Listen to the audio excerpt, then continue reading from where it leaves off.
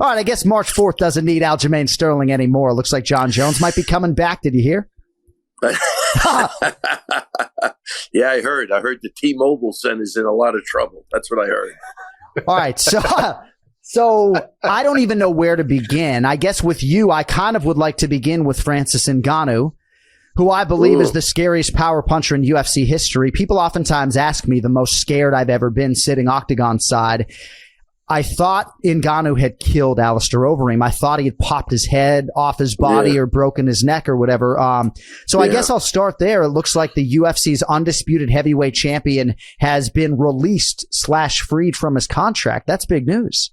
I think that's huge news. Where do you want to start? Well, I think it's a little bit disappointing for me as a mixed martial arts fan that Ngannou's next fight seemingly is not going to be in the UFC and it won't be against John Jones.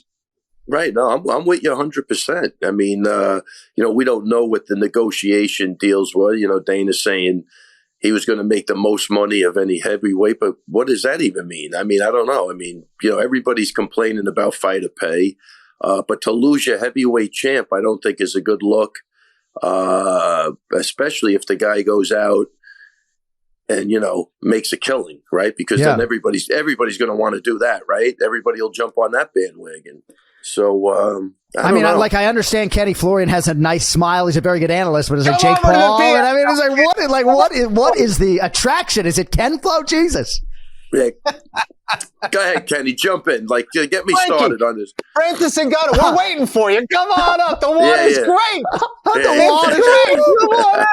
Come on in. Oh, that's Kenny's dream, right?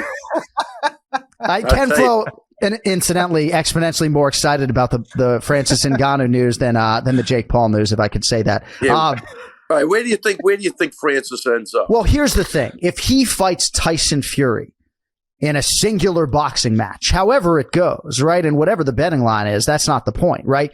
If Tyson Fury has any remote interest in that fight and Francis Ngannou gets that singular payday, then you can argue this was all worth it. But right.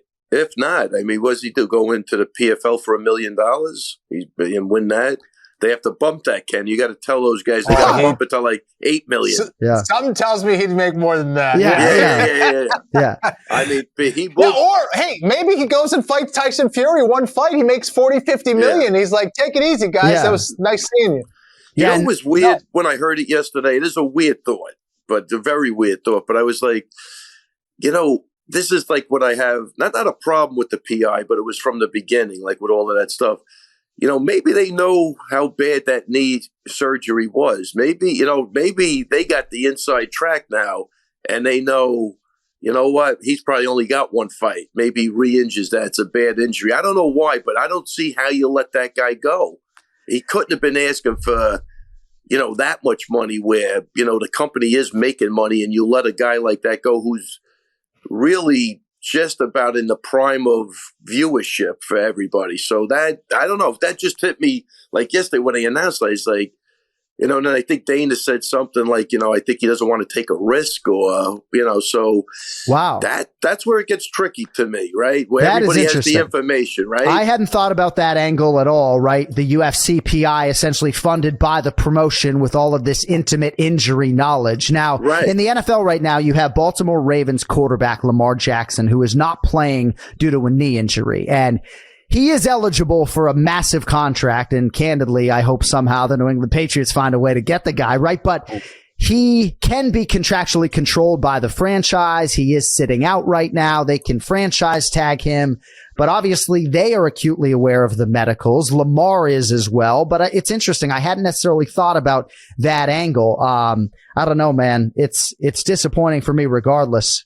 Yeah, I mean, I would have liked to have seen him stage. When Frevola fought in New York, oh shit, I did extra rounds with TJ at Dave & Buster's, but we had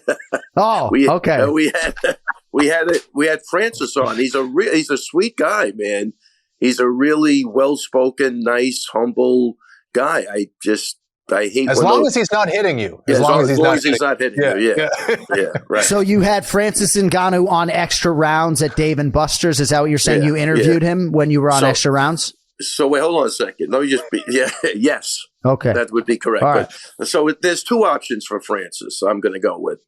It's the PFL or the Slap League. Yeah. So he might have let him go just so he could go in the Slap League. That's option number 2. Well, for all the Minutemen, if when you're done with the Anik and Florian podcast episode today on the DraftKings YouTube channel, you can head over to UFC Fight Pass and check out Longo interviewing Francis Ngannou. Sure, it's absolutely fucking riveting.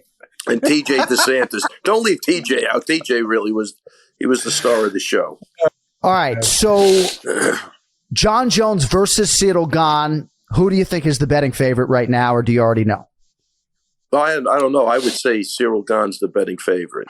See, that's why you get paid the big bucks. He is the betting favorite, albeit slightly. Sounds like you like the matchup for Ciryl Gane a little bit. Well, look, the guy hasn't fought in 3 years. Who knows, what he's been doing. I hope he's been training. But yeah, I like that. Cyryl's been active. He looks like he knows how to navigate, he's a big guy. So I think Jones, anytime he had any problems with anybody, were guys that were kind of his size, like the first Gustafsson fight, and even the guy I thought beat him. What was his name? I already forgot. Come on, help me out. Sorry, I was actually. There was Reyes. Reyes. You know what I mean? So I think he has trouble with the bigger guys, and this guy's quick. He knows how to. He's light on his feet. He can mix it up. I mean, obviously, there's a big discrepancy in the wrestling where I would think he's going to take the fight. That I'm sure he's still got some pop there. But it's a 5-round fight, so we'll see. But I could see him taking Ciryl down and just ending the fight in the first round if he wanted to. But I'd still put Ciryl Gane as the favorite. Yeah. So I don't want to get into Jon Jones's play sort of historically, right? But when you see people like me, right? There's been a GOAT sighting, or when people write Jon Jones, arguably the greatest mixed martial arts athlete of all time, is back. Like, where do you stand on that? Just given some of the things that he has brought upon himself in his career, if you will. Wait, we could go over that again with the. Well, I guess I'm just curious, right? Like Anderson Silva, right? Some people don't consider him the greatest of all time because of the transgressions late in his career. Some people denigrate Jon Jones as far as that is concerned. That's why I think most people believe GSP is the greatest of all time. Some would suggest Khabib Nurmagomedov. For me, the greatest mixed martial arts athlete I've ever seen compete in an MMA setting is Jon. I'm just curious where you stand on all of that, because you led when I mentioned Jon Jones with T-Mobile better, tighten up, right? So I'm just curious where you stand and, how you feel about him sort of, re-entering the fray. Yeah, well, look, I tell you can't deny what he's done. That's impossible, right? I mean, the guy can fight. He was great. Obviously is out of the octagon antics. I can't stand. And, to me, that's always going to diminish who he is. I don't want to just look at people for the way they fight. I want to look at the way people conduct themselves in life. And that's where I think he fails. And GSP hits a home run more than him. And even Khabib. I mean, even what Khabib's doing now with just want to spend time with the kids. These are things that are huge that people, I think we're in a society they don't even understand. But, I think when you have principle and you have character, I want to put that above the fighting. So for that reason, I'm going to go, with guys like that. I mean, I don't know. Why would we leave out Demetrius Johnson? He's probably the greatest of all time. I mean, the things he did in the octagon were phenomenal, and he's still going. I mean, I still think his greatest thing he did today was, as of today, was when he beat that Thai guy in that 3-round crazy fight. He had to do the first round with a killer, and he survived, and then he took him down and submitted him. So I think that guy, to me, when you start doing other type of things outside like that, I think that defines you and it pulls you away from, that would be like making, Jon Jones do 1 round with Mike Tyson, then he has to go, that's not easy to do.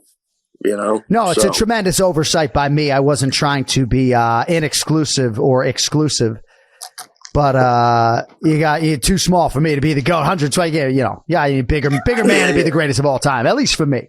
But he did some crazy stuff. Like of course. When he picked that guy up and armbarred him in midair, come on. I mean, technically, dude, he is unbelievable. I mean, you can't deny of course, the way he fought in the round. Just fucking around, right? He's disgusted. He's actually, you're mad. All right, did you watch? So John Jones, I think, look, you can't deny that the guy could fight, period. And you could put him up there as one of the greatest to ever do it, unequivocally. I just, there's got to be an asterisk next. I mean, the PDs, it's just awful. I don't know. Now, take him off the list, matter of fact. All right. The more we keep talking about it.